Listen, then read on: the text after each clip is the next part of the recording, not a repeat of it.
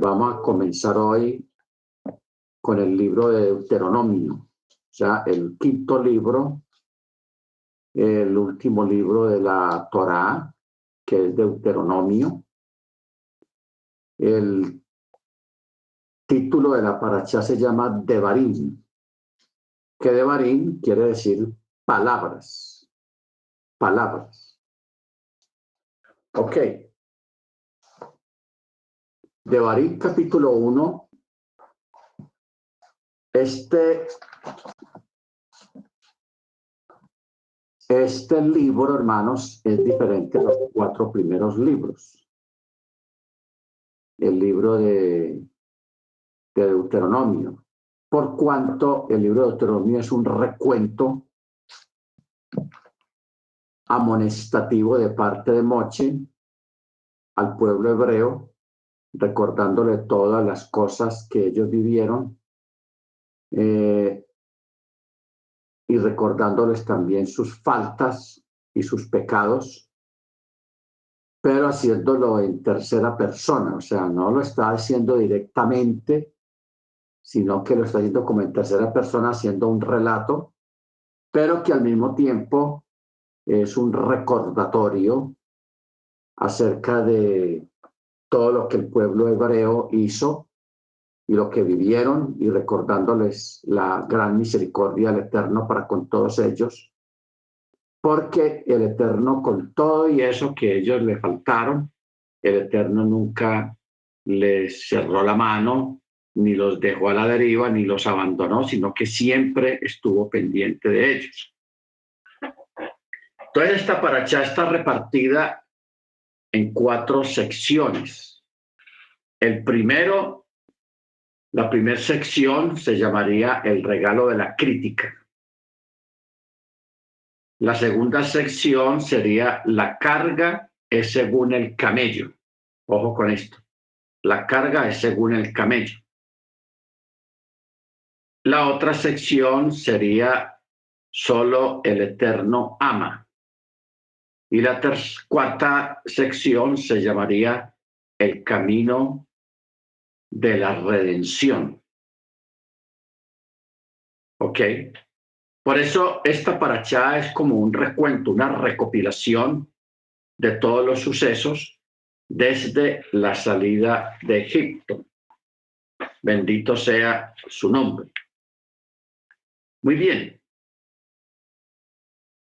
El verso 1, capítulo 1 de Deuteronomio dice: estas son las palabras que Moche habló a todo Israel en la otra ribera del Jordán, en el desierto, en la planicie frente al mar Suf, o sea, al mar de juncos, entre Parán y Tofel y Labán y Hatzerot, por el camino del monte Seir hasta Cades de Bernea. ¿Ok? Hasta Cades de Bernea. O sea, lo que vamos a mirar aquí, hermano, en esta parashá es la recopilación de los principales eventos, en especial los eventos de rebelión del pueblo hebreo hacia el Eterno. Pero el Eterno le hace mención de los lugares de sus rebeliones, hablando acerca de los lugares donde las mismas acontecieron. ¿Ok? Porque como fueron tantos lugares, entonces ellos, el Eterno les recordaba el evento para que ellos recordaran también lo que ocurrió allí. Ahora, hay un detalle, hermanos, y es de que la gran mayoría de los que están escuchando esta palabra de Moche en el libro de Devarim fueron los que nacieron en el desierto. Ya la mayoría habían muerto. O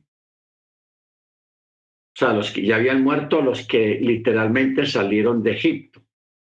Los que están escuchando acá esta amonestación son prácticamente los descendientes de ellos, los que nacieron en el desierto durante todos esos años.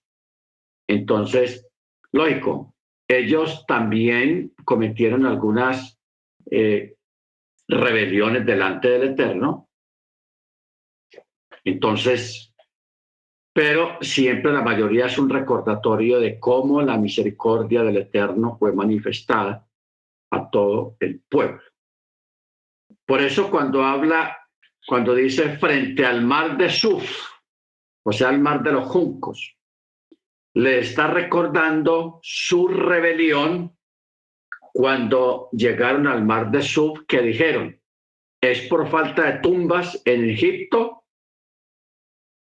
y también por su rebelión al viajar del interior del mar de Suf, como se declara, y se rebelaron junto al mar de Suf, como afirma el tratado de Arahim. Arahim. O sea, después de salir de Egipto, ellos tuvieron su primer rebelión, fue cuando Faraón los cercó frente al mar y ellos se quejaron y dijeron, ¿acaso no habían tumba en Egipto para morir aquí en este lugar? O sea, esa fue la primera y eso es lo que el Eterno le está recordando en estos dos primeros versículos. ¿Ok? Porque luego, cuando habla de un lugar en el verso 2 de Haserot, alude a la disputa suscitada por Coraj, pero también alude a otra explicación cuando Moche les dijo que debieron de haber aprendido lo que hice a Miriam en Haserot a causa de la maledicencia que habló, pero aún así ustedes hablaron contra el omnipresente. Le está recordando cuando Miriam y Aarón, hermanos carnales de Moche, ellos hablaron mal de Moche y no tuvieron temor, entonces el Eterno los llamó a los dos y a Miriam le hizo dar una lepra y Aarón también lo reprendió. De ahí fue que por esa causa el pueblo hebreo se tuvo que quedar 7 días ahí esperando que Miriam saliera de su castigo, porque el castigo fue la lepra y ella tenía que participar del proceso de purificación sobre su lepra. De ahí, hermanos, es que se define y se dice que la murmuración, el chisme y el cuento, hablar mal de una persona, eso causa este tipo de lepra, porque son como unos 6 tipos de lepra que existen en las escrituras. Y este es el más común porque es la lepra que da por la maledicencia o por la murmuración, por hablar mal de una persona, en especial de alguien como Moche, porque ellos estaban hablando mal de Moche porque había conseguido una esposa cusita, o sea, de Cus, una morena, una esposa morena. ¿Ok? Luego, en el verso 3, cuando dice, y sucedió en el 40º año, en el 11º mes, en el primero del mes, o sea, en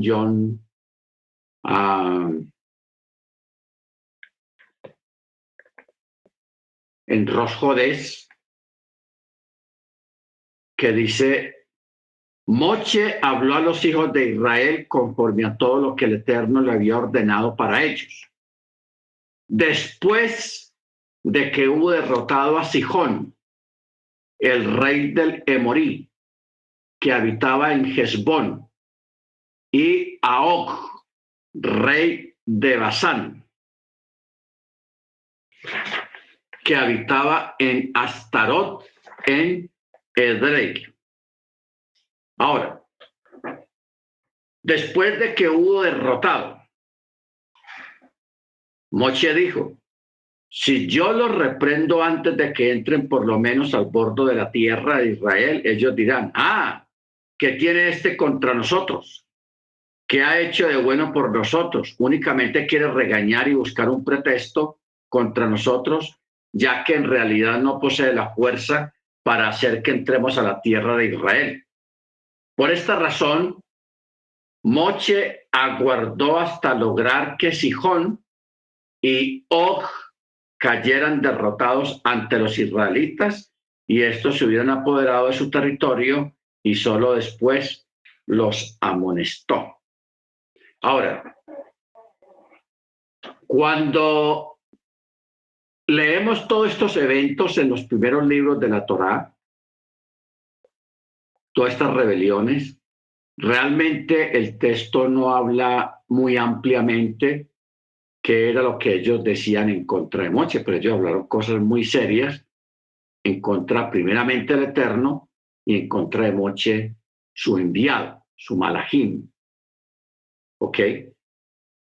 Entonces, el pueblo, primero, ellos no estaban de acuerdo con que Moche fuera el que los dirigiera. Empecemos por ahí. Luego, todo lo que Moche hiciera, bueno o malo, ellos lo criticaban. Por ejemplo, si Moche salía muy temprano a juzgar, o sea, a recibir las quejas y atender al pueblo, si él madrugaba mucho, ellos decían, quién sabe qué problema tendrá en la casa que está saliendo temprano de su casa para juzgar al pueblo. Y si Moche no madrugaba otro día y no madrugaba, sino que se iba para las 8 o 9 de la mañana para juzgar al pueblo, también lo criticaban. ¿Quién sabe qué cosas estará haciendo allá en la casa? Que mire la hora que sale a juzgar. O sea, si él salía temprano, malo. Y si él no salía temprano, un poco tardecito, malo también. O sea, el pueblo, hermanos, cayó en una situación de juicio, de juzgar, tan desmesurado y tan grave que el Eterno, por eso es que traía juicios sobre el pueblo para tratar de acabar con esa situación que se estaba presentando, porque el pueblo quería rebelarse en contra del Eterno y en contra de Moche. O sea, hacer lo que ellos les daba la gana y tomar sus propias decisiones no avaladas y no guiados por el Eterno. ¿Ok? Muy bien. Esto, hermanos, nos lleva a nosotros a pensar, a analizar sobre muchas cosas acerca de nuestra relación con el Eterno. Por ejemplo, a veces nosotros cuando tenemos una situación queremos ayudarle al Eterno a resolver, supuestamente según nosotros, a resolver el asunto. Y comenzamos a hablar, comenzamos a hacer ciertos movimientos, a hacer ciertas cosas, como tratando de ayudarle al Eterno a cumplir su propósito, su voluntad, pero por el lado nuestro, bajo nuestra propia mirada, y ahí es donde vienen los problemas, porque, por ejemplo, las hermanas tienen en su casa, tienen la cocina. Cada hermana sabe dónde pone los cuchillos, los tenedores, los platos, los condimentos, dónde pone las papas, dónde pone la sal, dónde pone el azúcar, dónde pone el café, dónde pone el chocolate. O sea, cada persona personaliza su cocina, cada hermana personaliza su cocina y sabe dónde están las cosas. A veces cuando tiene una visita, la visita por pena o por lo que haya sido, trata de ayudar a la hermana que está en la cocina, en su cocina. Entonces, la hermana por pena no le dice, no, hermana, no me ayude, sino que pues la deja que la persona ayude. Pero ¿cuál es el problema aquí? El problema ahí es que la persona que está tratando de ayudar empieza, hermana, ¿dónde está la sal? Hermana, ¿dónde está el cuchillo? Hermana, ¿dónde está esto? Porque la persona no sabe dónde están las cosas.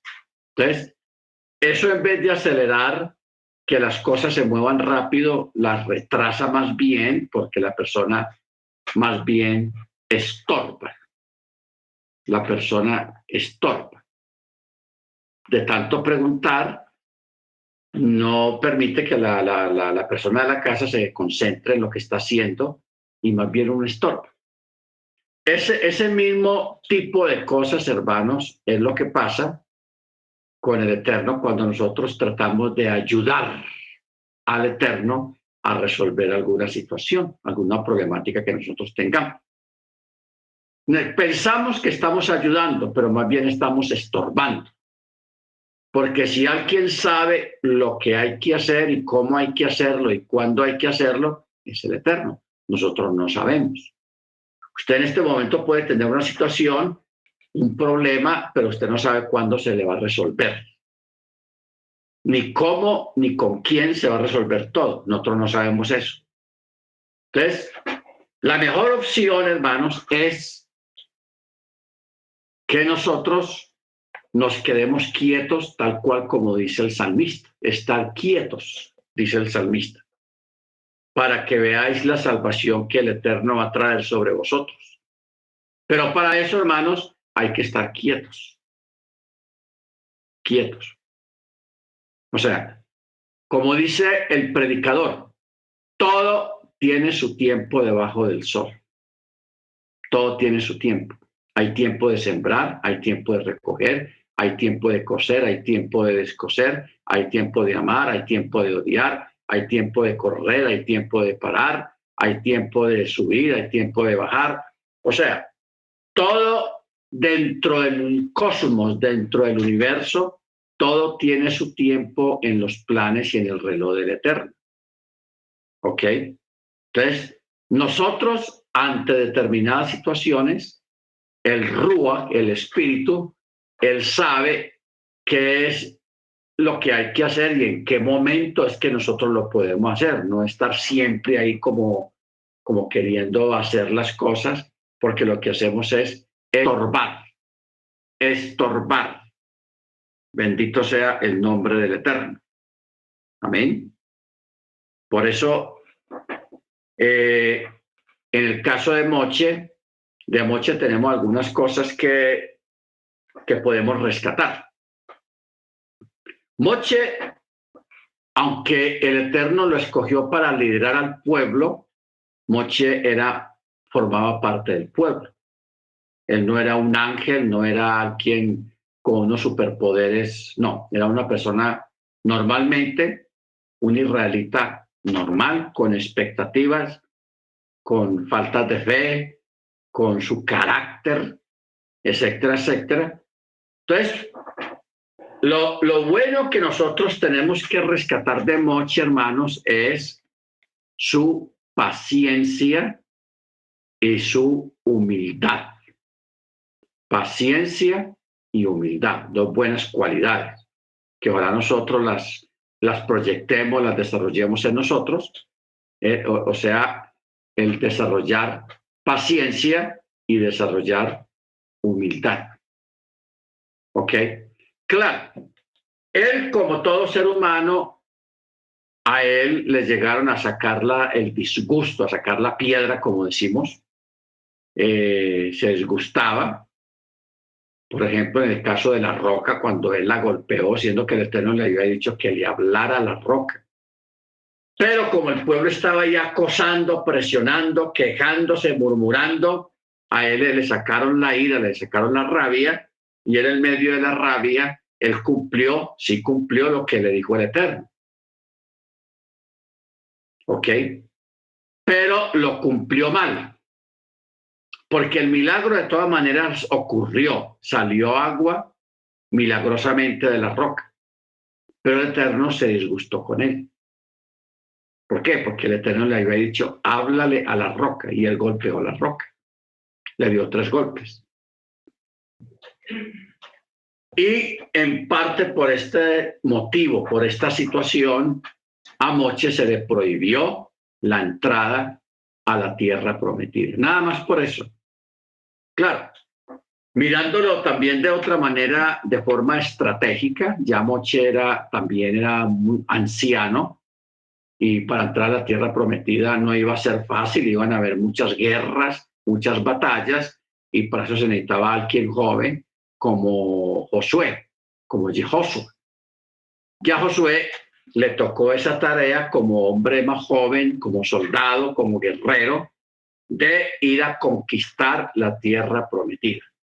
Porque la tierra prometida, aunque era regalada, había que conquistarla, había que ganársela a pulso, obedeciendo exactamente las palabras del Eterno para que hiciera lo que tenía que hacer. Por eso, aquí en el verso 4 dice, después de haber derrotado a Sihón, rey de Lemorí, que habitaba en Hezbón, a Og, rey de Basán, que habitaba en Astarot, en Edrei. En verso 5 dice, en la otra ribera del Jardén, en la tierra de Moab, Moshe comenzó a elucidar esta Torá diciendo, ojo, ¿qué quiere decir? Comenzó a elucidar esta Torá. De que la Torá, Moshe empezó a explicársela en las 70 lenguas. Acuérdese que la Torá fue dada en 70 idiomas. Entonces a Moshe le tocó también explicar cada texto y también lo hizo en 70 idiomas. Por eso usa la palabra elucidar. Elucidar. ¿Ok? Baruch Hashem. Ahora, esta interpretación de los maestros es bastante críptica y se han ofrecido diversas explicaciones. Un rabino, el rabí Jacob, en su obra Aketab Behakabalá, afirma que en este contexto la expresión lengua no quiere decir idioma, sino aspecto. Según él, cuando aquí el Midrash afirma que Moshe les explicó la Torá en 70 lenguas, no quiere decir que la explicó utilizando las 70 lenguas primordiales de la humanidad, ya que eso no hubiera tenido sentido para los israelitas de la época. Según él, era usual que los sabios emplearan la palabra lengua para designar el sentido o el contenido de algo. En tal caso, los que aquí quisieron decir era que Moshe les explicó la Torá conforme a los 70 aspectos o sentidos principales. Ya esta parte tiene que ver con el Pardés. Tiene que ver con el Pardés. Pechat, Remes, Derus y Sod. ¿Qué quiere decir? De que cuando el texto dice, y Moshe comenzó a elucidar la Torá, también está diciendo de que él comenzó a interpretarla, a explicar el texto en todas sus variantes, en toda su profundidad, a través de las técnicas de interpretación que pueden alcanzar a 70, o sea, 70 formas de interpretar un texto. Desde lo más racional, desde lo más literal, desde lo más alegórico, desde lo más místico hasta lo más profundo, la explicación de un solo texto. ¿Ok? Porque ustedes saben que el texto hebreo es un texto muy profundo.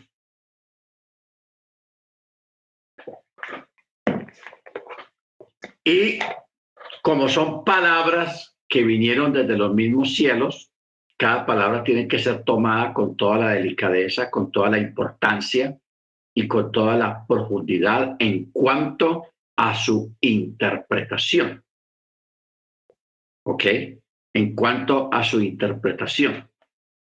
Por eso el estudio y por eso la forma de nosotros entender y asimilar la Torá varía mucho de persona a persona. ¿Ok? Porque cuando hay un relato, en la escritura, dependiendo de la mentalidad, porque si, por ejemplo, a una persona le gusta la parte profética, la parte profética. Entonces, ¿qué hace la persona? La persona, cuando lee la porción, cuando lee el texto, él busca la parte profética de esa porción. ¿Ok? La parte profética. ¿Cómo le aplicamos profecía a esto? ¿Cuándo se va a cumplir en un futuro? Y empieza la persona a elucidar en ese aspecto y en esa dirección. Si a otra persona le gusta otro aspecto, por ejemplo, la parte histórica, la historia. Entonces mira el texto a nivel histórico y le busca sus contextos históricos acerca de eventos, de diferentes eventos que ocurren en un mismo lugar. A otro le gusta la parte geográfica. Y aquí está nombrando muchos lugares, está nombrando a Sihón, el rey de Morí, que habitaba en Hesbón, a Og, rey de Basán, que habitaba en Astarot, en Edrei, y en la otra ribera del Jardín. Entonces, aquí cada persona, hermano, de acuerdo a sus gustos literarios, de acuerdo a sus gustos espirituales, sea a nivel profético, sea a nivel geográfico, sea a nivel histórico, sea a nivel profético, sea a nivel espiritual, cada persona aplica el texto de acuerdo a sus gustos. ¿Ok? Y no hay ningún problema para el Eterno por cuanto la Torá se presta para todos esos niveles de asimilación y de interpretación. Por ejemplo, si yo preguntara a ustedes, aquí está la hermana María Elena, el hermano Ángel, la hermana Ángela, la hermana Celia, el hermano Guillermo, el hermano Álvaro, la hermana Beatriz, el hermano Dagoberto, la hermana Cecilia, el hermano Maicon, la hermana Adriana. Yo estoy seguro de que cada uno de ustedes, cuando yo esté leyendo o usted esté leyendo una porción, usted, cada uno mentalmente y espiritualmente asimilan cada detalle, cada cosa que a usted le va a llamar la atención, y todas las cosas no le van a llamar la atención a todos tampoco. No. ¿Por qué? Porque cada uno mira de acuerdo a su preferencia en cuanto a su gusto literario y espiritual referente a los hechos, como son la historia, la profecía, la geografía, el lugar geográfico, la parte espiritual, la parte también lo que tiene que ver con la aplicación espiritual, algún evento que haya aquí en las Escrituras, porque la mayoría de los eventos, hermanos, que están relatados aquí en la Torá, son eventos que tienen explicaciones para cualquier época, para cualquier tiempo, para cualquier persona y para cualquier gusto de carácter literario. Bendito sea el nombre del Eterno. Entonces, por eso es importante esta palabra, este verso, el verso 5. Yo lo vamos a mirarlo en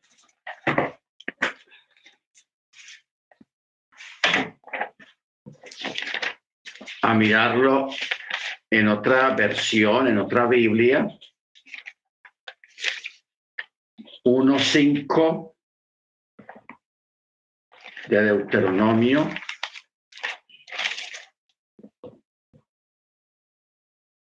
Claro, aquí dice: allende el Jordán, pues en tierra de Moab se encargó Moche de explicar esta ley.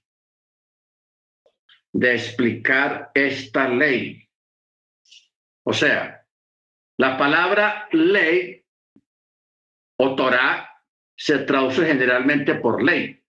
Sin embargo, su verdadero significado es instrucción, enseñanza que viene de la raíz yaraj. Yaraj. Que yaraj quiere decir dirigir o enseñar. Salmo 86:11. Vamos a mirar Salmo 86:11. Dice, enséñame, oh Yahweh, tu camino. Caminaré en tu verdad y afirma mi corazón para que tema tu nombre. Enséñame. Enséñame tu camino. Que eso es Torah. ¿Ok? Baruch Hashem. Eso es Torah. Ahora, nosotros, hermanos, debemos de entender y de asimilar en sí qué es la Torah. Porque la Torah no es un cúmulo de reglamentos y de palabras y de cosas para fastidiar la vida de la gente, no. La Torah es un documento ético, de ética, que nos ayuda a aprender a relacionarnos primeramente con el Eterno, luego con el prójimo, luego con los animales y luego con las plantas. La ética, o sea, el comportamiento, cómo me comporto yo con los animales, los maltrato, los alimento, no los alimento, etcétera, etcétera, los cuido, no los cuido. Las plantas, igualmente. Y con los seres humanos, la parte ética del comportamiento de un ser humano a otro, en cuanto al respeto, en cuanto a honrarlo como criatura hecha semejante a la imagen y semejanza del Eterno, etcétera, etcétera. Entonces, eso es Torah, es ética, es enseñanza, es la forma de cómo nosotros nos conducimos delante del Eterno y para convivir y para vivir mejor aquí en la tierra, en esta vida literal, se basa es precisamente en la Torá, pero también la Torá nos prepara para vivir más allá después de la muerte. Entonces miremos, hermanos, lo importante que es la Torá. La Torá es lo máximo. Por eso siempre decimos, Yeshua es la Torá y la Torá es Yeshua. Baruch Hashem. ¿Ok? Bueno. Sigamos en el verso 6. El Eterno nuestro Elohim nos habló en Joreb, diciendo, bastante ha sido para ustedes permanecer en esta montaña.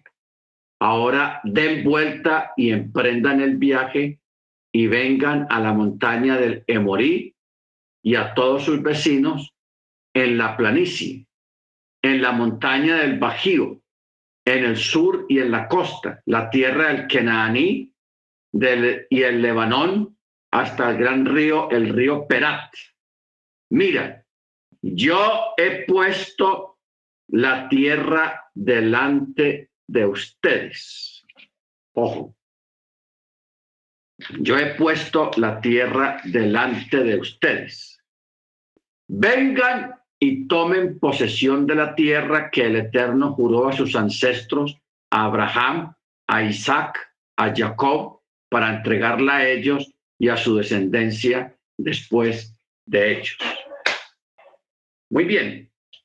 Hay una figura jurídica en este tiempo que se llama posesión. Por posesión. O sea, cuando una persona abandona una casa o abandona un predio, que no se vuelve a interesar por su predio o por la casa, y en esa casa pues puso una persona que la cuidara, le ayudó pues para que viviera ahí, pero también para que cuidara el lugar. Ahora, hay personas que se desatienden de esa casa o de ese predio y no vuelven a saber nada ni a averiguar nada por ese lugar.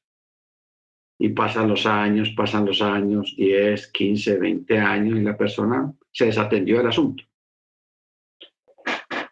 Entonces, la persona que ha estado viviendo ahí en ese lugar durante 10, 15, 20 años, sin saber nada del dueño de esa propiedad, hay una figura jurídica que le permite escriturar esa casa o ese predio a su nombre por cuanto ya lleva muchos años ahí viviendo. Hay algunos países que exige 15 años de estar viviendo en el lugar y la persona puede legalizar ya esa propiedad y ponerla a nombre suyo. Esto es en caso de que el dueño no haya vuelto a aparecer por ningún lado. En otros países es a 10 años que la persona puede escriturar usando la figura de posesión. Posesión. ¿Ok? Ahora, aquí en la escritura usa esa figura, dice, verso 7, den vuelta y emprendan el viaje y vengan a la montaña de Lemorí y a todos sus vecinos, a la planicie, en la montaña del Bajío y en el sur de la costa, la tierra de Kenaní, el Lebanón, hasta el gran río Perat. Mira, yo he puesto la tierra delante de ustedes, vengan y tomen posesión de la tierra que el Eterno juró a sus ancestros.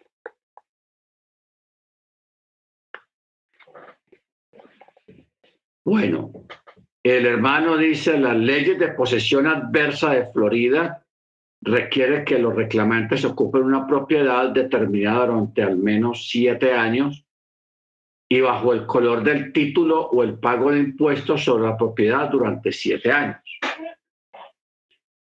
Lógico, cuando una persona abandona un predio o no se vuelve a saber de la persona, lógicamente la persona deja de pagar los impuestos. Pero el que está viviendo ahí, viendo que la persona no paga y eso se va acumulando, entonces esa persona va pagando los impuestos para que no se acumulen. Eso también le da ese valor y esa validez para que la persona pueda tomar posesión, usando la figura de posesión. Bueno, ahora,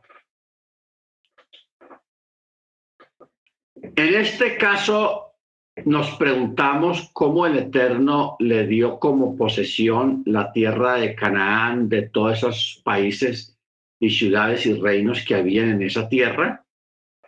Muy bien. Ustedes recuerdan que años atrás,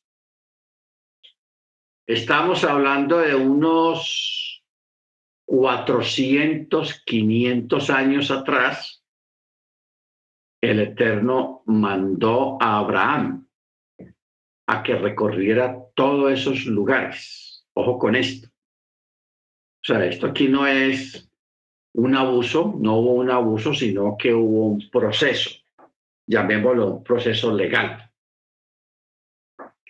El Eterno, usted recuerda que el Eterno llamó a Abraham cuando vivía en Ur de los Caldeos, ahí con su familia, sus padres, sus hermanos, y le dijo, sal de ahí al lugar que yo te diré, pero no le dijo dónde. Abraham salió por fe y el Eterno lo guió a que recorriera toda la tierra de Canaán. Toda la recorrió y de vez en cuando él paraba, el Eterno le decía, mira hacia el horizonte. Y él le decía, y el Eterno le decía, todo esto lo voy a dar a tu descendencia, a ti y a tu descendencia. Luego seguía caminando y paraba en otro lugar y otra vez le decía, mira, todo esto es donde alcances tus ojos. Esto lo daré a ti y a tu descendencia. O sea, el Eterno en esas correrías que él mandó a Abraham en la tierra prometida, en Canaán, él lo hizo usando la figura de posesión, usando la palabra que dice, todo lo que pise la planta de vuestro pie será tuyo. Ojo con esto. Todo lo que pise la planta de vuestro pie será tuyo y de tu descendencia. O sea que esa tierra, hermanos, cuando Abraham la pisó y la recorrió toda, prácticamente Abraham estaba tomando posesión simbólica de esos lugares. Que la posesión real se vino a cumplir como unos 500 años más adelante, porque mire, viene Abraham, recorre todo eso. En ese recorrido, él tiene a Isaac. Isaac, viene el tiempo que Isaac crece, se casa, nace Esaú y Jacob. Luego Jacob crece y también se casa y tiene sus 12 hijos. Luego pasa un tiempo, viene la hambruna. Por causa de la hambruna tienen que bajar a Egipto. Ahí en Egipto pasan 430 años de esclavos. ¿Ok? A los 430 años como esclavos son liberados para tomar posesión de la tierra prometida. Pero como ellos le quedaron mal al Eterno, le fallaron al Eterno, entonces el Eterno los castigó y los puso a vagar por el desierto 40 años para que murieran los que habían salido de Egipto y los que la habían embarrado. Solamente entraron a la tierra prometida aquellos que habían nacido en Egipto o que habían salido niños, casi bebés, cuando salieron de Egipto. Pero el resto, todos los que salieron adultos de Egipto, ellos murieron en el desierto, cayeron. No merecieron entrar a la tierra prometida. Entonces, ¿cuántos años, hermanos? Yo creo que 500 años es poco tiempo entre que Abraham pisó la tierra prometida y recibió la promesa de que esa tierra iba a ser de su descendencia. Pasaron todos esos años, ¿ok? Todos esos años para que se cumpliera la promesa del Eterno. Y mire todo el proceso que se vivió, ¿ok? Por eso, estas palabras que está hablando Moche aquí no son palabras nuevas o palabras sueltas de ninguna manera. De ninguna manera. Ahí le describen el verso 7 y 8 que el Bajío, que la costa, que Lebanón, que Perat, que luego le dice, aquí yo pongo la tierra delante de ustedes, vengan y tomen posesión de la tierra que el Eterno juró a sus ancestros, a Abraham, a Isaac y a Jacob, para entregarla a ellos y a su descendencia después de ellos. Ojo con esto. Verso 8. El Eterno juró a sus ancestros. ¿A quiénes? A Abraham, a Isaac y a Jacob. Por eso es que el libro de Hebreos 11 habla de eso. Mire usted. Hebreos 11 habla de eso y dice de la siguiente manera.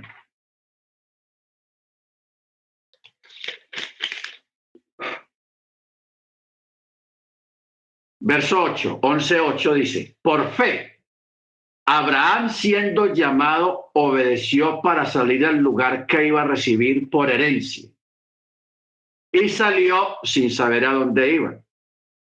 Por fe habitó en la tierra prometida como en tierra ajena, como extranjero, viviendo en tiendas con Isaac y Jacob, coherederos de la misma promesa, porque esperaban la ciudad que tiene fundamentos, cuyo arquitecto y constructor es Yahweh.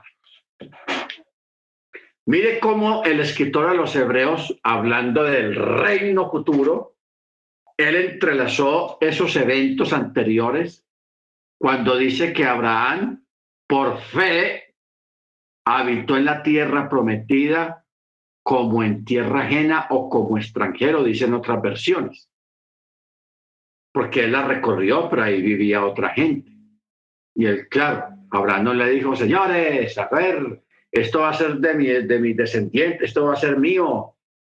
Nunca, él cayó todo eso, él solamente lo que hizo fue recorrer todos esos lugares y marcarlos. Así como los animales salvajes marcan sus territorios. Marcan sus territorios. De esa misma forma, Abraham, a partir de recorrer todos esos lugares, él estaba marcando por fe sus territorios, esos territorios, para que luego sus descendientes tomaran posesión de ellos. O sea que aquí hubo un proceso. Aquí hubo un proceso y ese es un proceso que nosotros estamos viviendo en este momento también. ¿Ok?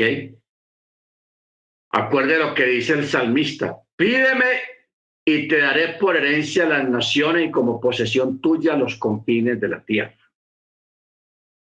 Usted y yo sabemos, hermanos, por la palabra, de que nosotros vamos a recibir en la tierra por heredad esta tierra en el milenio. En el milenio la vamos a recibir por heredad.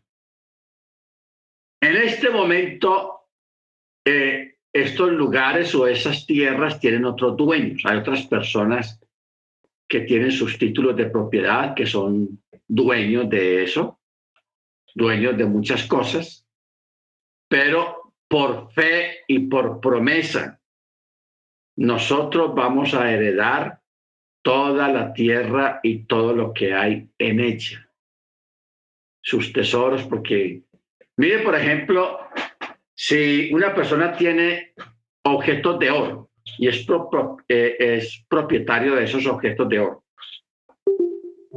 la persona vive y respalda su vida y su riqueza y su forma de vida a través de esos lingotes de oro. Pero con todo y eso, la persona se muere y los lingotes siguen ahí.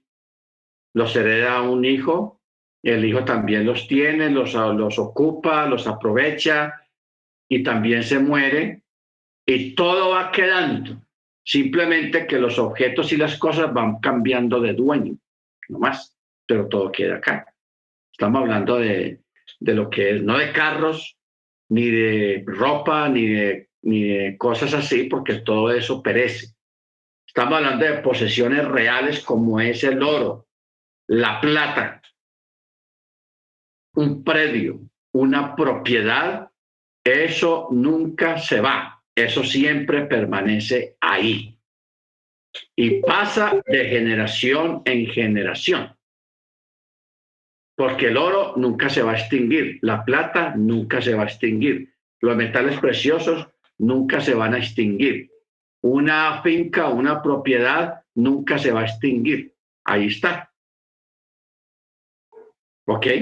Por ejemplo, en el hermano Michael, en la casa del hermano Michael, él tiene un comedor que tiene una madera así de gruesa.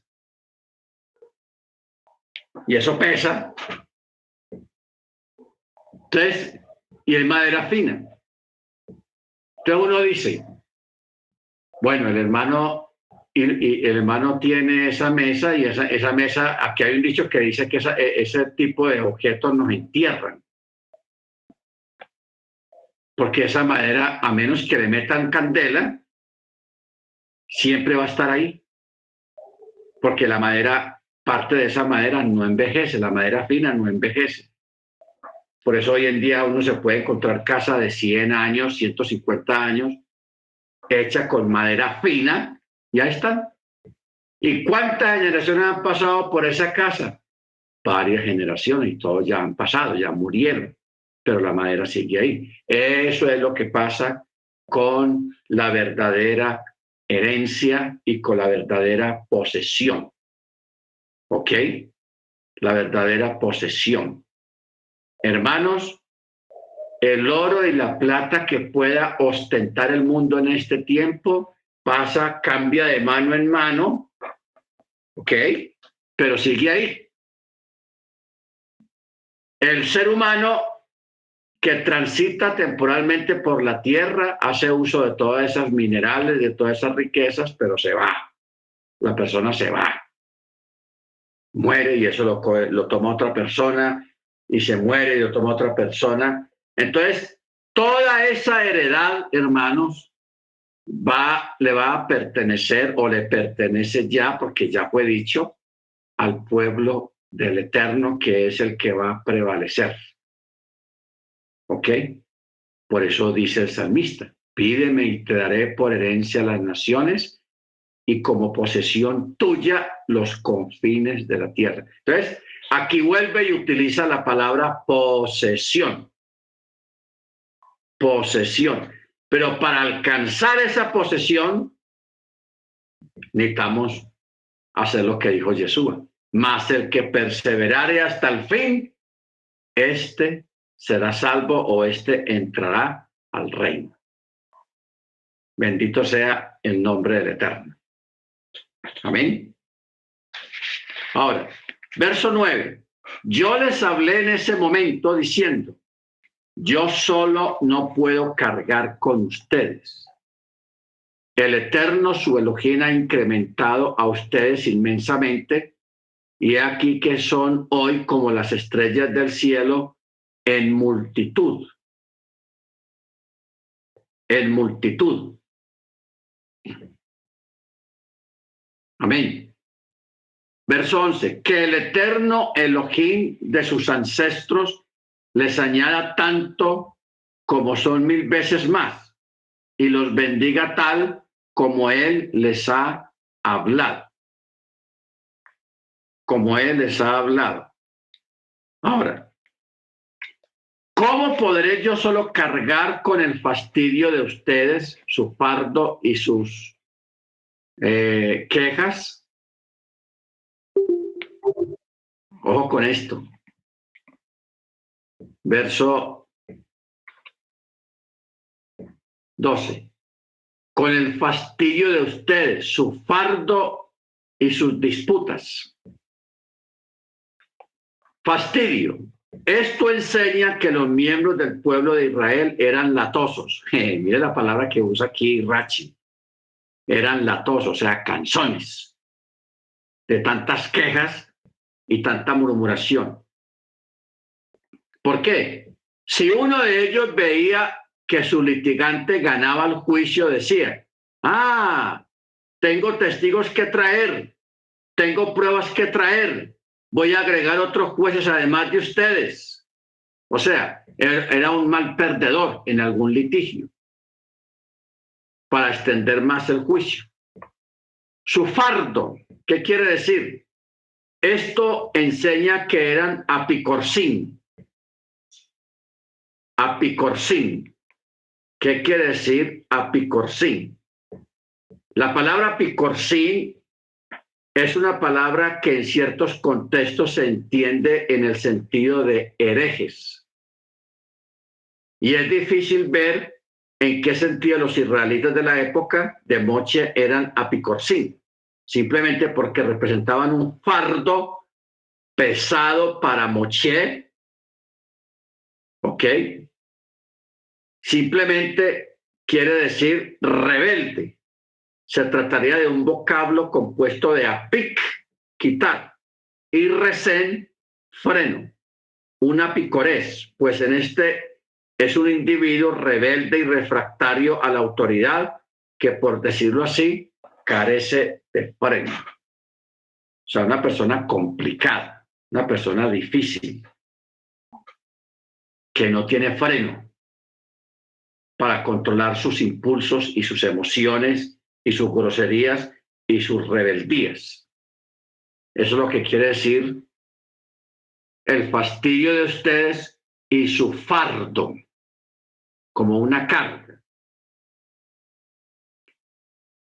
Y la tercera palabra es disputas, que esto enseña que eran pendencieros, o sea, peleoneros. Eran peleoneros. O sea, según el Midrash, esta actitud querellante y pendenciera se aplicaba también a asuntos legales. Por ejemplo, eran capaces de gastar en un pleito legal mucho dinero o más de lo que pensaban recuperar, solo por dar lata, por cansar, por peleonear. ¿Sí entendemos? Por ejemplo, una persona perdió un artículo por valor de $50, un ejemplo. Y la persona, con tal de dar lata y de molestar y de fregar, contrata a un abogado para tratar de recuperar el objeto de $50, pero el abogado le cobra 100 para recuperar 50. Pero la persona lo hace. No porque necesite esos 50, ese objeto de 50, no, sino por molestar, por dar lata, por fregar la vida. Porque no es lógico que una persona por recuperar 50 invierta 100, o sea que perdió 50 de todas maneras, porque el abogado está cobrando 100. No tiene lógica. Pero hay gente que hace eso, hermanos, solamente por molestar la vida. ¿Ok? Porque hay gente así, por molestar la vida. Verso 13. Dispongan para ustedes varones sabios, razonables, razonadores, conocidos por sus tribus, y yo los nombraré líderes de ustedes. O sea, cabezas distinguidos sobre ustedes para que ustedes los traten con respeto y reverencia. Bueno, vamos a mirar, hermanos, algo acá que es necesario hablar. Estamos hablando de un pueblo que no tenía ningún tipo de educación. ¿Por qué? Porque eran esclavos. Entonces, como esclavos, allá en Egipto no tenían derecho a la educación. Lo único que ellos conocían era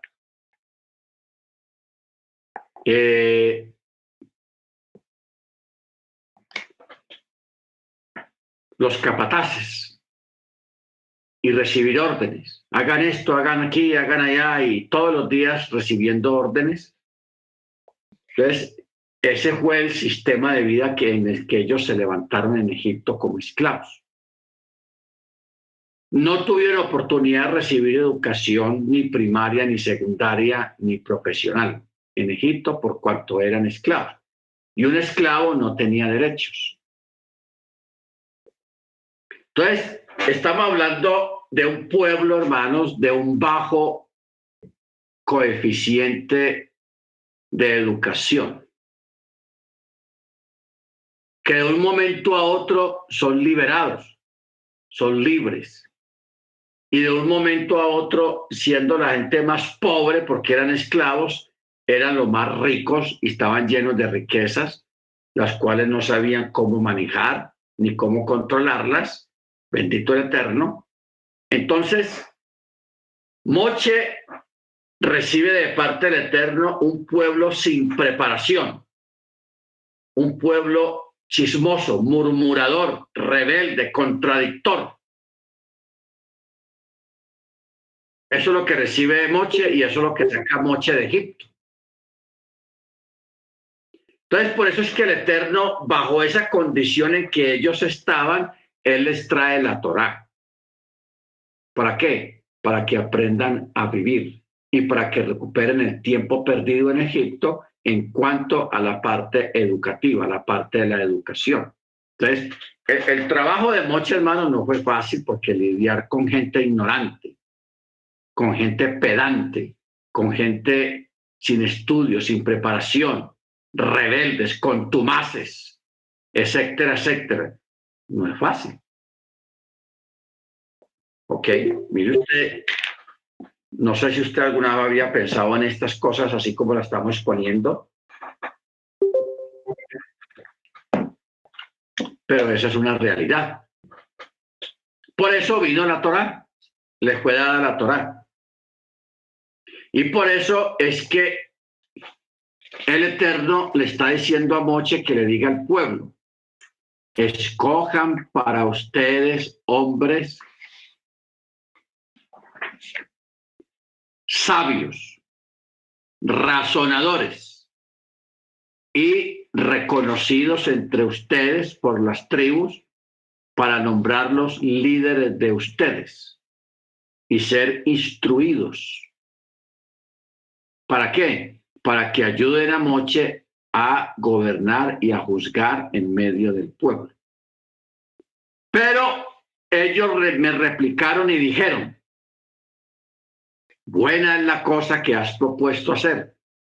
Entonces tomé a los jefes de las tribus, varones sabios y conocidos, y los nombré líderes sobre ustedes, jefes de millares, jefes de centenas, jefes de 50 y jefes de decenas, y oficiales para las tribus de ustedes. En ese momento encomendé jueces diciendo, sean oyentes entre sus hermanos y juzguen con rectitud entre cada hombre y su hermano y su litigante. No actúen con favoritismo en el juicio, escuchen tanto al pequeño como al grande, al rico como al pobre, y no se amedrenten ante ningún hombre, ya que la justicia pertenece al Eterno, y el asunto que les sea demasiado difícil, tráiganlo a mí y lo escucharé. Y en aquel momento yo les encomendé todas las cosas que ustedes debían realizar. ¿Ok? Bueno, nosotros, hermanos, en este tiempo vivimos un tiempo espectacular. ¿Por qué? Porque hoy en día hay un acceso a la educación como no lo había visto antes, como no ocurría antes. Mucha gente tiene acceso a educarse, a ir a una universidad. Y aparte de eso, existe los medios electrónicos, o sea, las redes sociales, el Internet, el Google, Wikipedia. O sea, aparte de la educación superior, también existe la educación propia a través del Internet. Cualquier cosa que usted quiera saber, usted lo puede saber en segundos, solamente haciendo la pregunta en Google y ahí te dan la respuesta y te dan todos los datos, todo lo habido y por haber. Entonces, estamos viviendo, hermanos, un tiempo muy diferente a lo que era 50, 60, 70 años hacia atrás. Todo ha cambiado completamente, en especial el acceso a la educación. Pero uno pensaba de que si la gente se puede educar más, el mundo puede ser mejor para la gente, pero no ha sido así. No ha sido así. O sea que la educación forma parte del todo, pero no es el todo. El tener dinero no es un aliciente de tener buena educación tampoco, porque hay gente con dinero que han estudiado, pero son unos rebeldes, unos contumaces, unos tenaces. Entonces, realmente la verdadera educación, ¿de dónde viene? ¿Cuál es la fuente de la verdadera educación? La Torá. La Torá. Porque la Torá nos enseña a vivir la parte moral, la parte espiritual y la parte ética, porque lo que se enseña a través de la Torá no se enseña en las universidades. Las universidades lo que hacen es que te preparan para la parte económica, para tener un trabajo, para ganar dinero. Eso es lo que hace la universidad, pero la universidad no te prepara para entrar al chamaín, no te prepara para entrar al reino, no te prepara para ser una mejor persona, no. La universidad no hace eso, ni esa es la función de la universidad. La universidad lo que hace es preparar a las personas para defenderse en su parte económica o para montar un negocio, para hacer su vida económica, pero no su vida espiritual, ni su vida moral. ¿Ok? Entonces, hay una gran escasez. Hay una gran escasez, hermanos, en cuanto a la parte espiritual.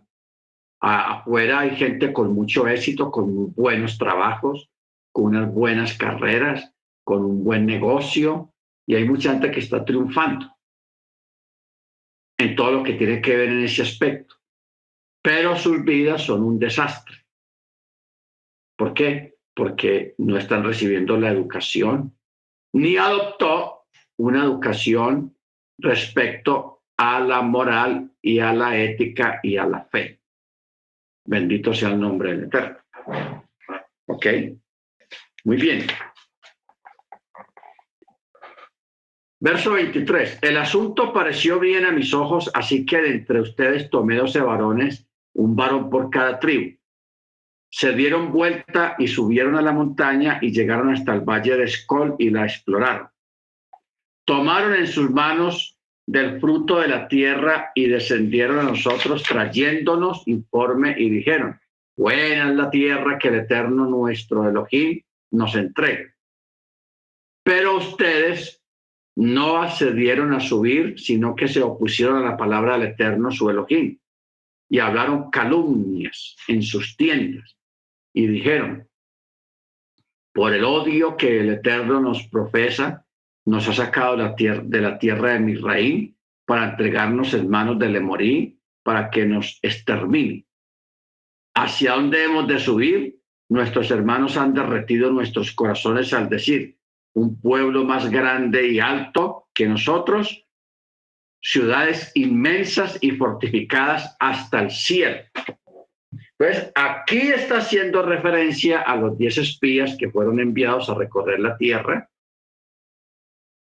que al principio dijeron, esta tierra es muy buena, tierra que fluye leche y miel, pero, ¿qué dice el verso 27? Hablaron calumnias en sus tiendas y acusaron al Eterno de que los odiaba a ellos porque los había sacado de Egipto, aunque estaban esclavos, y que los había sacado para entregarnos en manos del Emorí para que nos extermine. Mire usted las palabras tan negativas y tan de mal gusto. Ellos sabían que el Eterno le había prometido que él los iba a sacar de la esclavitud de Egipto. Lo que no sabían era cuándo ni cómo. Los sacó. Les cumplió la palabra dada a los padres. Pero ahora vemos a esta gente, hermanos, quejándose, hablando mal y hablando en contra del Eterno, acusándolo de que él los había sacado de Egipto para hacerlos morir en un desierto o para que cayeran en manos de los Emorí, para que los exterminaran. Entonces preguntan en el verso 28, ¿hacia dónde hemos de subir? Nuestros hermanos han derretido nuestros corazones al decir, nosotros vimos ciudades inmensas y fortificadas hasta el cielo. Mire usted qué hipérbole tan tenaz. O sea, qué exageración. Y también a los hijos de los gigantes hemos visto allá.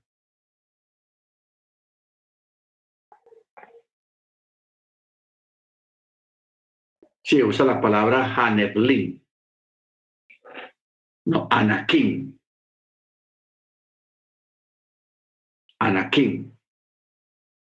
O sea, el texto menciona a Anac, a los descendientes de Anac. Lo que pasa es que no tradujeron bien, porque dice, vimos a los hijos de los gigantes. Y ustedes saben que uno de los gigantes que tuvo mucha fama fue Anac. Y así está escrito en el texto hebreo. Dice, Benei Anakim, Rainu Cham, Rainu Cham, Benei Anakim, Rainu Cham. Entonces dice los descendientes o los hijos de Anac. Muy bien. Verso 29. Entonces yo les dije, no se quebranten, no tengan miedo de ellos. El Eterno su Elohim que marcha delante de ustedes peleará por ustedes, así como todo lo que él hizo con ustedes en mi reina ante sus ojos. Así también en el desierto, como has visto que el Eterno se ha portado con ustedes como un hombre porta a su hijo en todo el camino que ustedes recorrieron hasta que llegaron a este lugar. Pero en este asunto ustedes no confiaron en el Eterno su Elohim, que marcha delante de ustedes en el mismo camino para buscarles un lugar para que acampen con fuego de noche para mostrarles el camino, y ustedes habrán de seguir con una nube durante el día. ¿Ok? O sea, yo quiero, hermanos, que en esta tarde analicemos cada uno de nosotros todo lo que el Eterno nos ha bendecido. Primero, la parte de la salud. Tenemos un techo donde vivir, una mesa donde cenar. No ha faltado el pan en nuestra mesa. O sea, no ha faltado su misericordia. Nosotros, ante tan abrumadora bendición y promesas que se han cumplido en nosotros, debemos de pensar muy bien antes de quejarnos, antes de hablar en contra del Eterno a nivel de quejas. O sea, en este momento en las grandes ciudades hay gente que no tiene dónde vivir, que duermen en las calles, que duermen en las aceras por grupos. Aquí en Colombia les llama los indigentes, los jóvenes. La persona indigente, cargada de enfermedades, de cosas, de situaciones, de problemas y de sobremesa, no tienen dónde vivir, viven en la calle. Esto para nosotros, hermanos, que tenemos dónde vivir, que tenemos calzado, que tenemos ropa, cada día deberíamos nosotros de estar agradecidos con el Eterno. Perdón.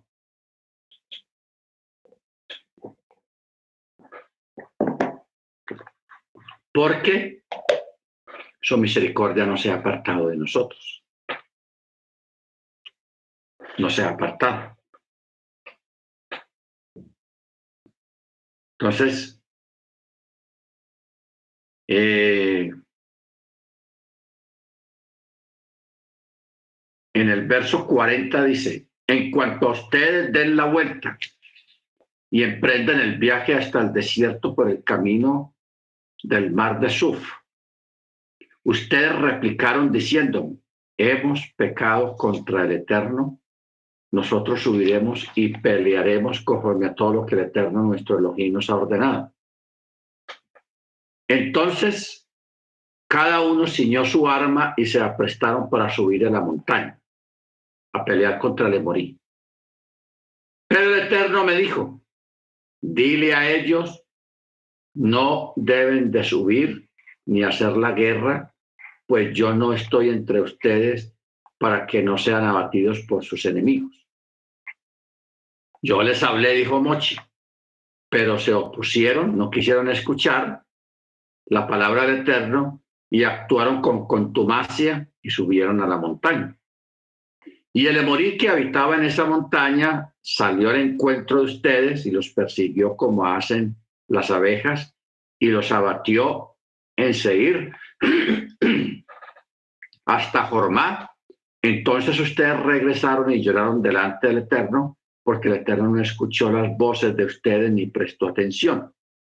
Así que ustedes permanecieron en Cadés muchos días, tanto como los días que permanecieron, y nos dimos vuelta y viajamos al desierto por el camino del mar de Suf, como el Eterno me había hablado, y rodeamos el monte Sir durante muchos días.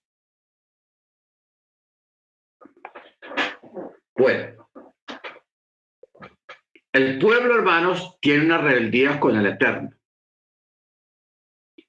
Y ellos, para reivindicarse, o sea, para quedar bien con el Eterno, ellos estaban cerca de los Emorí y dijeron, no, entonces vamos a la guerra, vamos a pelear contra los Emorí, como una forma de reivindicación, de quedar bien con el Eterno. ¿Qué le mandó a decir el Eterno con Moche? Diles que no vayan, porque yo no estoy con ellos. No vayan. Pero ellos de todas maneras se fueron a presentarle guerra a este pueblo, y este pueblo salió contra ellos y los persiguieron, los derrotaron y murieron muchos, y los soldados tristes lloraron delante del Eterno preguntándose qué pasó, por qué no pudimos ganar la guerra, qué nos pasó. Entonces el Eterno, Moche les dijo, porque ustedes fueron rebeldes, yo les dije que no fueran, y el Eterno dijo que no fueran y ustedes sí fueron. Porque no es cuando ustedes quieran, sino cuando el Eterno, que sabe todas las cosas, quiere. Amén.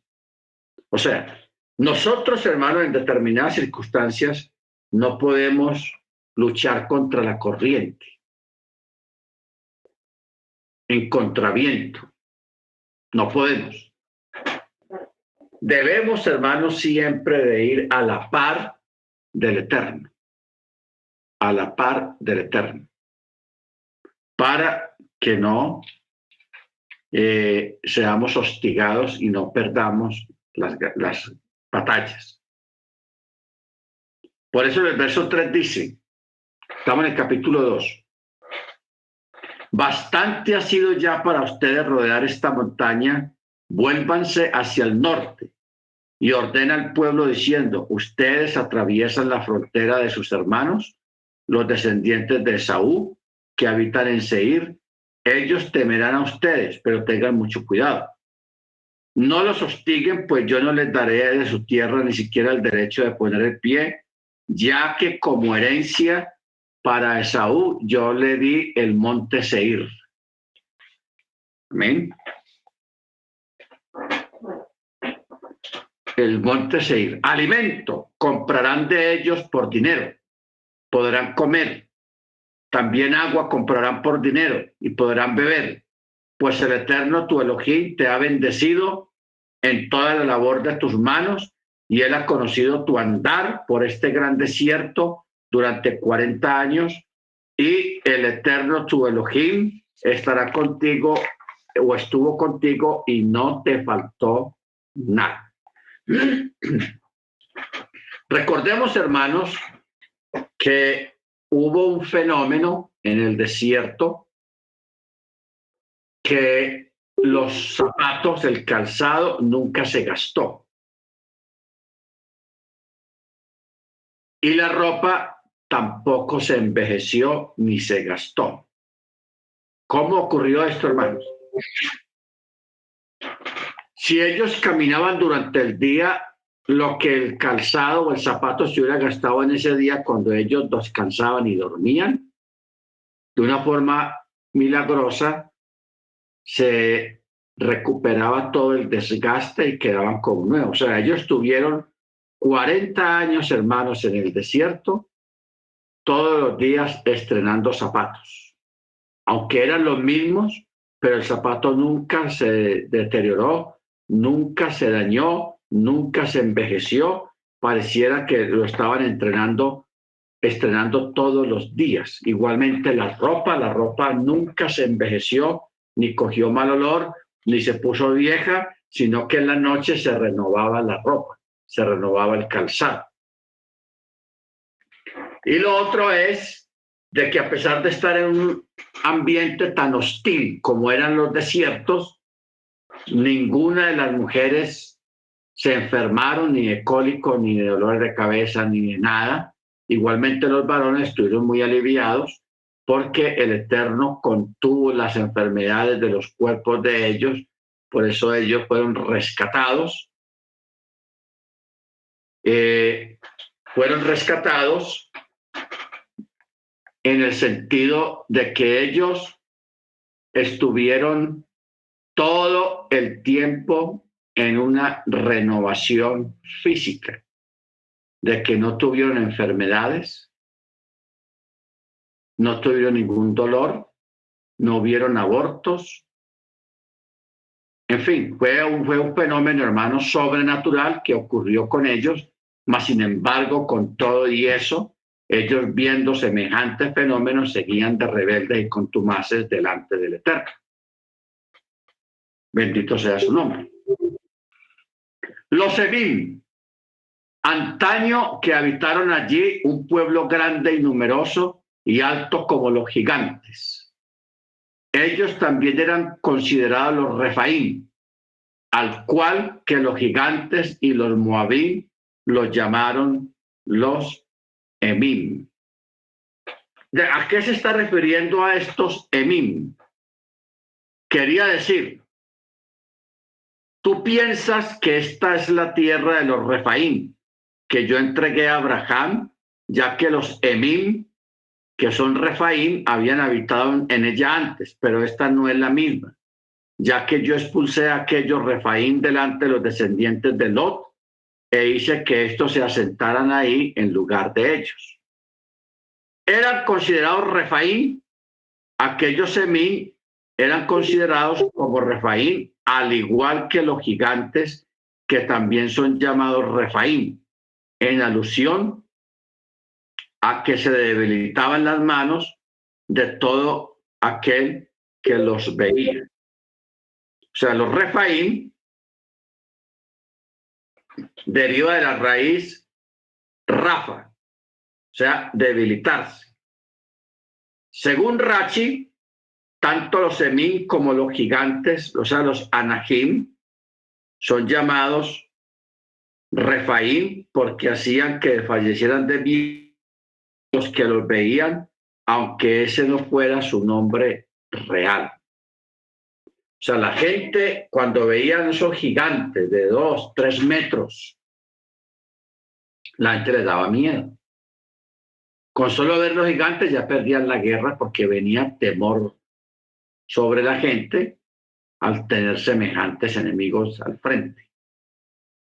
¿Ok?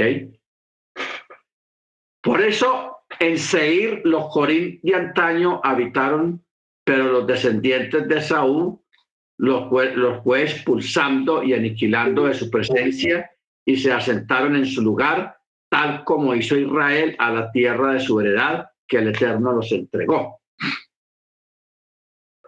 Amén. Entonces, hermanos, lo que tenemos acá es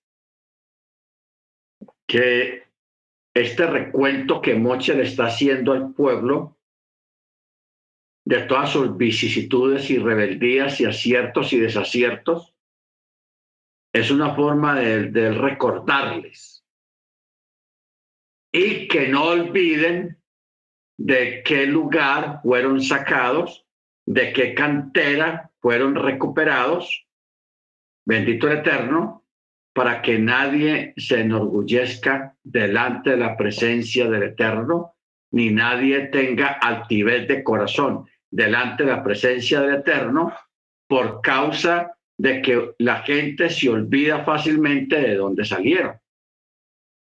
¿Quiénes eran? ¿Quién los sacó? ¿Quién los redimió? Bendito sea su nombre. Por eso, una de las partes que estábamos mirando al principio, cuando dice, la carga es según el camello. La carga es según el camello. El Eterno no dejaría solo, ni dejaría que una persona tuviera una carga mayor a sus propias necesidades, ni mayor a sus propias facultades. O sea, el Eterno no pone cargas que usted no pueda llevar. El Eterno no deja que usted sea probado más allá de lo que usted pueda resistir. Por eso todos somos probados de formas diferentes. Usted es probado de una forma, tu hermano es probado de otra forma, la hermana es probada de otra forma. Todos tenemos diferentes pruebas. Y para lo que una persona es una gran prueba, para otro es pan comido. ¿Ok? Entonces, por eso, cada uno de nosotros debemos de reconocer y de no tener en menos a los demás hermanos, de acuerdo a sus pruebas, de acuerdo a sus luchas, porque todos tenemos diferentes formas de hacer, de vivir, de capacitar, de asimilar las cosas y de enfrentar las cosas que se nos van presentando. Amén. Bendito sea el nombre del Eterno. Muy bien.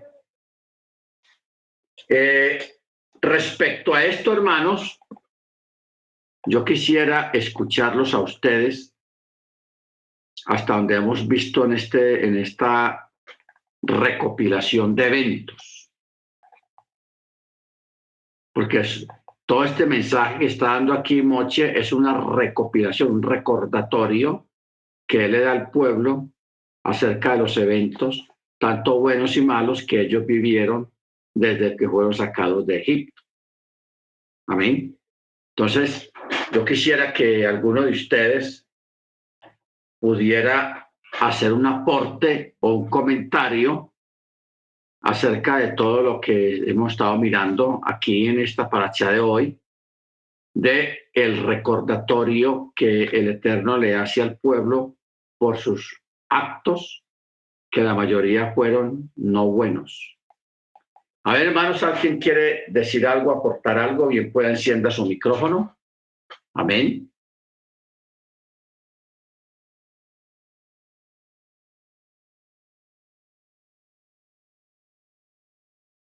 Bien, pueda, hermano, o les pregunto.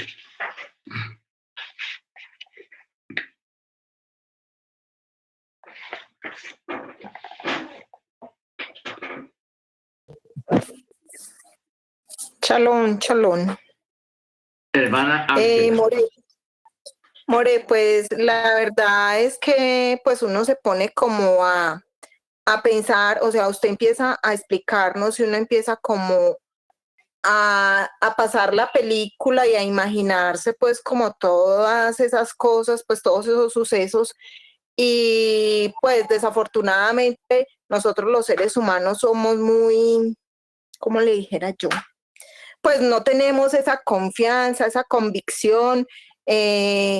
Sabemos que el Eterno es muy grande y es muy misericordioso, porque así como usted lo decía ahora, nosotros todos, por la gracia de Dios, tenemos alimento. Puede ser que no sea una cosa muy espectacular, pero gracias al Eterno, pues yo cada que sirvo aquí las comidas, yo le doy gracias a Dios, porque también pienso, como hay de gente en este momento, pues por la situación que estamos pasando, gente que de pronto no tiene ni siquiera una libra de arroz. Entonces, y yo siempre, More, a mí se me ha quedado muy grabado una enseñanza que usted nos dio de que somos, pues que nos quejamos mucho, todo el tiempo decimos, por ejemplo, pues usted se acuerda que yo me caí en estos días y hablando con el papá de Valentina, pues que me llamó, entonces yo le dije, Alberto, lo que pasa es que la misericordia del Eterno es tan grande conmigo que yo me caí y fui pues donde el médico y el médico me dijo, dele gracias a Dios que usted no tenía osteoporosis, porque donde hubiera tenido eso se hubiera quebrado toda. Entonces pues me pareció muy chistoso porque él me dijo, ay Ángela, ahí te reconfirmó Dios que tus huesos están fuertes y yo, gloria a Dios, porque de todas maneras, More, uno a veces es muy mal agradecido, uno a veces es muy mal agradecido y la misericordia del Eterno es inmensamente grande. Yo vivo muy agradecida con él y desde que usted nos dio la enseñanza de los quejambrosos, que el pueblo de Israel se quejaba, que tal y tal cosa, y yo a mucha gente cuando estoy conversando con las personas y de pronto empiezan pues como a quejarse y eso, yo le digo, no, hay que darle gracias al Eterno porque de todas maneras usted de pronto tiene carencias en unas cosas, pero Dios lo protege a uno de tantas cosas que vea, More, yo por ejemplo, el día que me caí, yo dije, bendito sea el Eterno, pero nosotros los seres humanos somos tan vulnerables que yo digo, uno se corta, uno puede caer mal y uno se vuelve nada, pero de verdad que la gracia y la misericordia y el rajén del Eterno, mejor dicho, con nosotros es inmensamente grande y vivo muy agradecida con él. Esa Amén, es mi opinión.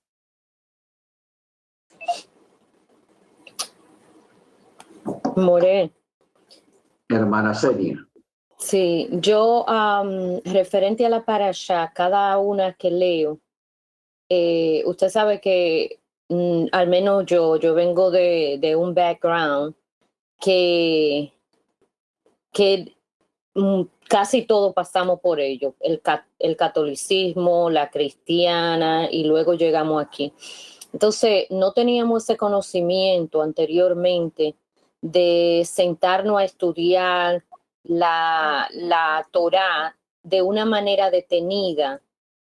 No le poníamos cuidado a ello. Ahora mismo que ya estamos haciéndolo cuidadosamente, entonces vemos cómo, como dice usted anteriormente, que ellos vienen de Egipto, donde vivían como esclavos.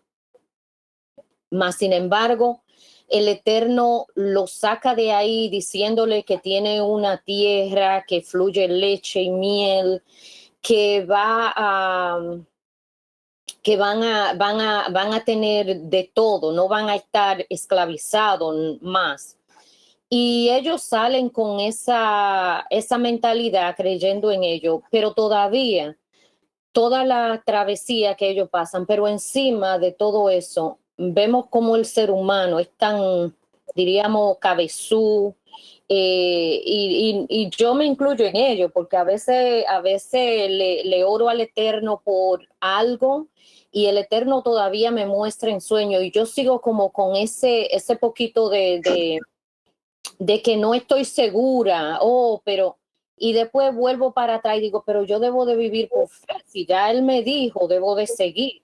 Entonces eso me muestra a mí cómo humanamente nosotros, viendo los milagros que el Señor hizo para sacarlos de Egipto, y luego que lo lleva, luego como dice usted, le renueva las vestimentas, le renueva sus zapatos, le da comida, le piden, se cansan del maná, él le da las codornices, lo lleva por aquí, hace tantas cosas, tantos milagros con ellos, y ellos todavía no creen, no se pelean, tienen tanta poca fe, diría yo.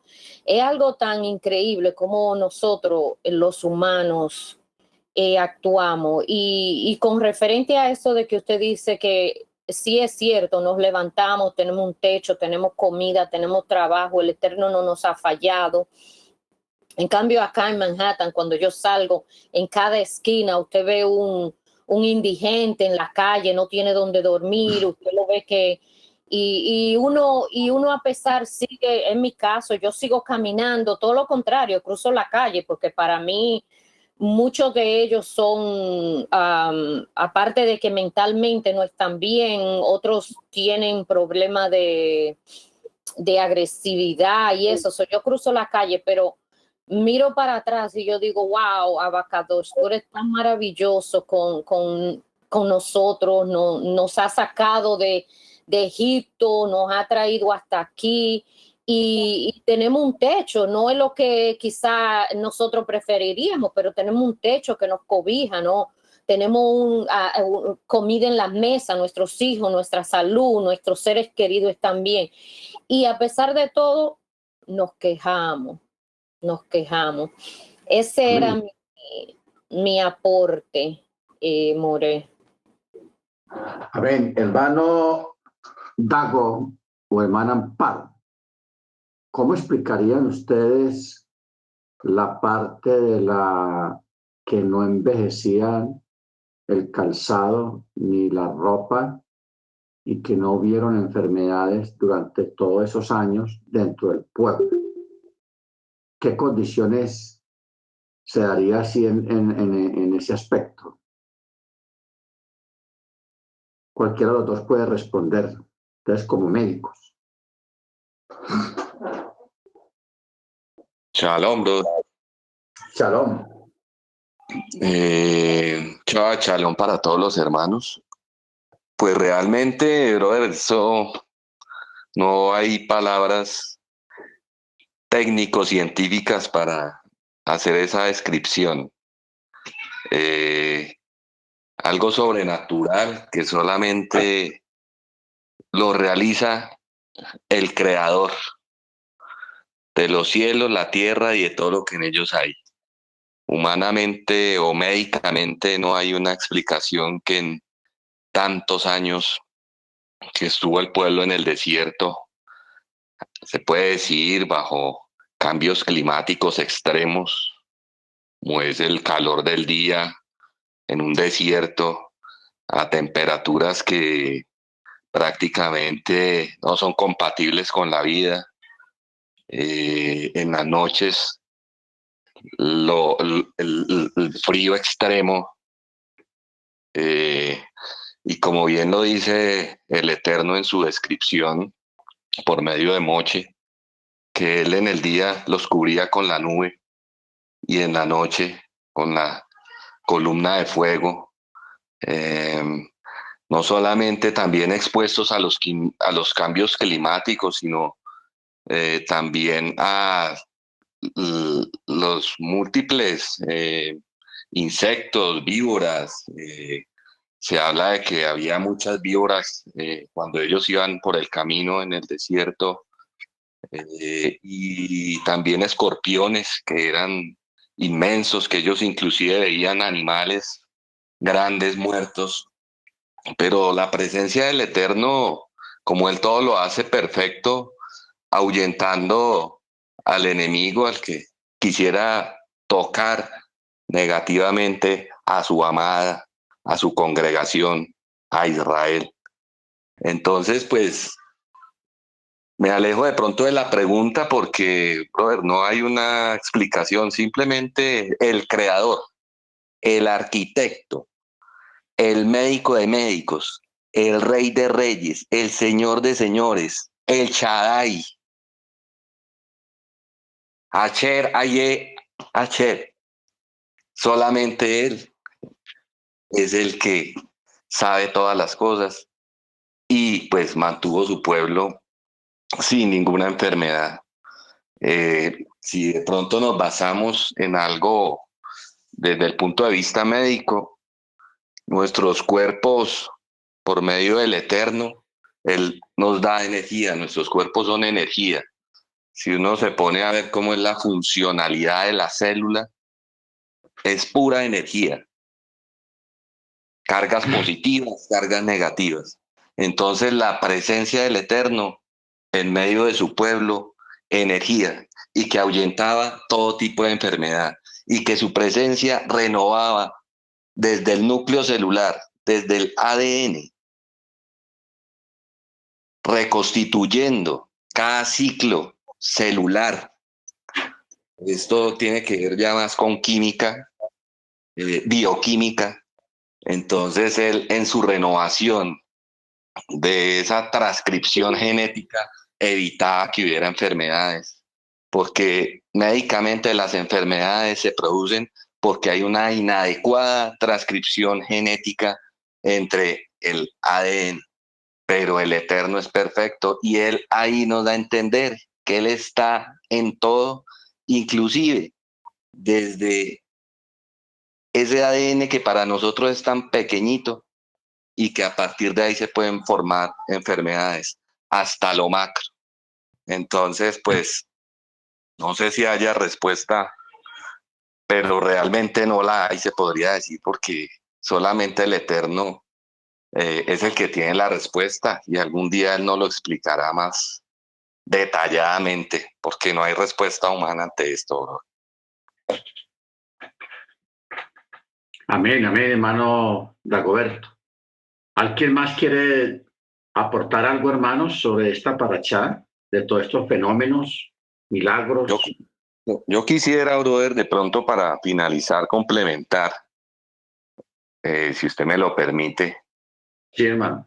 Eh, Cuando el Eterno llamó a Moche, si vamos allá a Éxodo 4:10, que dice, Moche dijo a Yahweh, oh Yahweh, yo soy un orador terrible, yo siempre lo he sido y no soy mejor ahora. Aún después que tú has hablado con tu siervo, mis palabras vienen despacio y mi lengua se mueve despacio. Amén. Es tremendo cuando el Eterno llama a Mochi y él, para el Eterno en ese momento, él ya lo veía preparado, pero él no se sentía preparado porque iba a ser líder de un pueblo, a sacar al pueblo de Egipto. Pero como bien le dice el Eterno, que él fue el que dio la boca y que él era el que iba a hablar por medio de Moche. Cuando vemos aquí en Devarim, Deuteronomio 1:1, cómo empieza la parachá que estamos leyendo, que dice, estas son las palabras que habló Moche a todo Israel. Tan tremendo ese cambio, me parece tremendo cuando todo ese proceso que tuvo que pasar Moche, cómo el Eterno lo preparó conjuntamente en compañía de Aarón, y cómo fue poco a poco el Eterno puliendo y puliendo a Moche, y ya aquí ya Moche da él su propia, se puede decir, sus propias palabras, el Eterno por medio del Eterno, donde dice, estas son las palabras que habló Moche a todo Israel. Ya si nos ponemos a revisar a estas palabras, se dice que está aproximadamente a unas 5 semanas de que Moche partiera con el Eterno. Y pues, ¿qué nos puede concluir esto? Que el Eterno lo formó y cambió la mentalidad de Moche. Que ojalá así el Eterno nos cambie siempre esa mentalidad y que nos pongamos en manos del Eterno para Amén. que Él sea el que obre por medio de nosotros. Entonces, es tremendo eso, bro. Ese es mi aporte, bro. Shalom. Amén, hermano, gracias. ¿Alguien más, hermano Maicon, hermano Freddy? ¿Alguien más quiere aportar sobre esta parachá?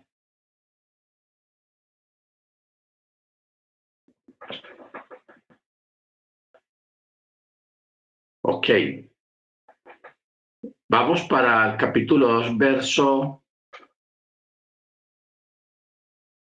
25.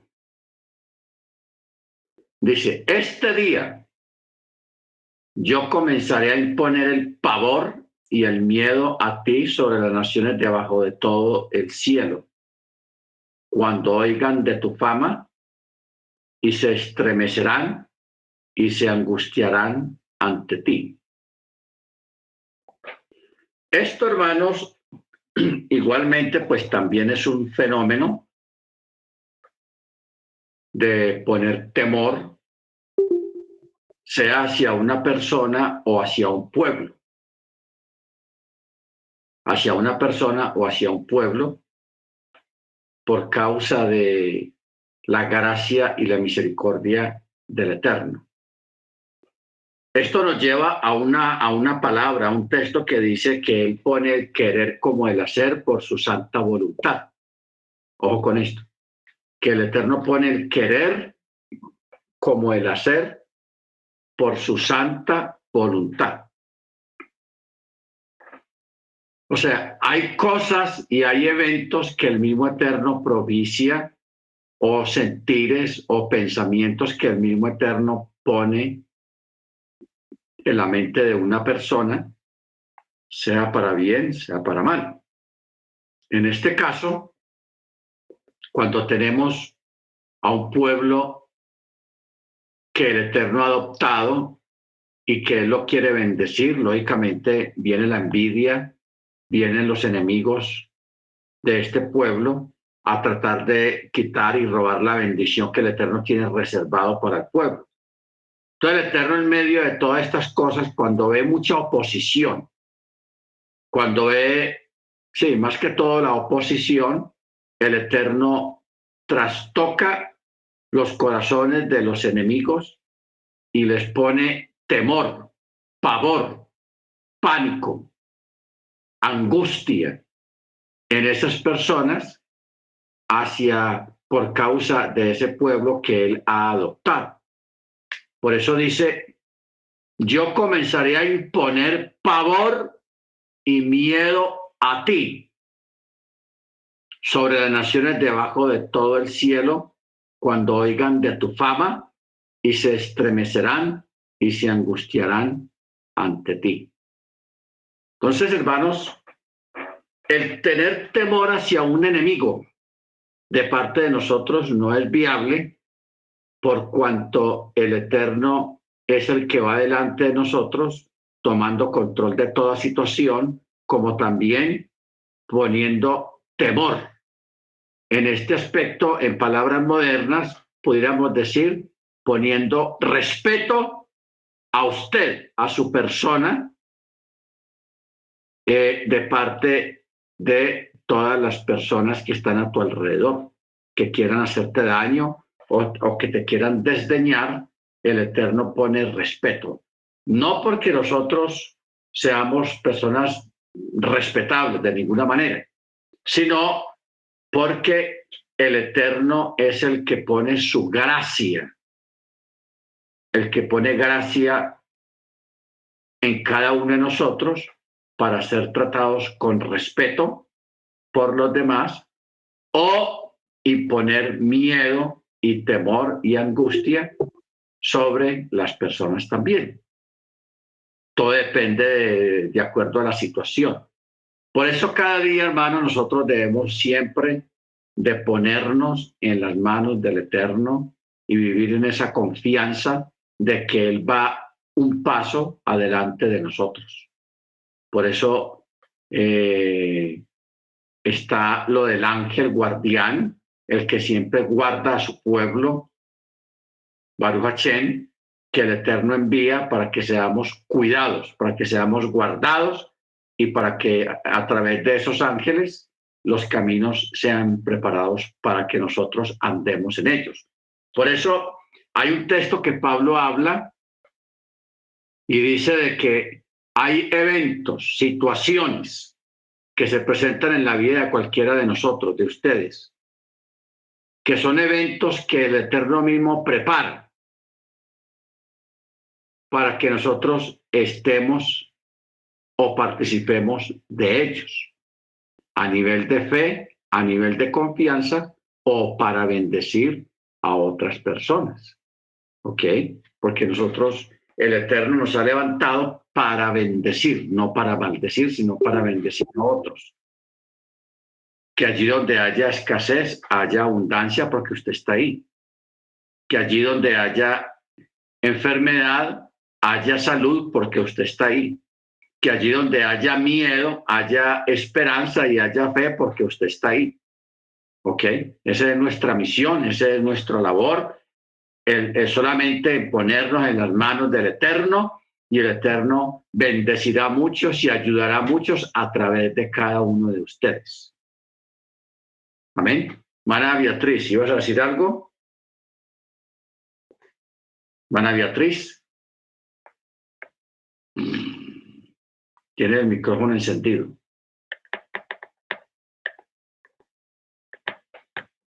Bueno.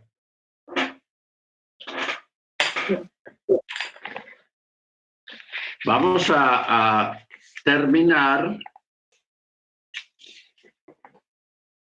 en este capítulo 2. Dice, verso 26.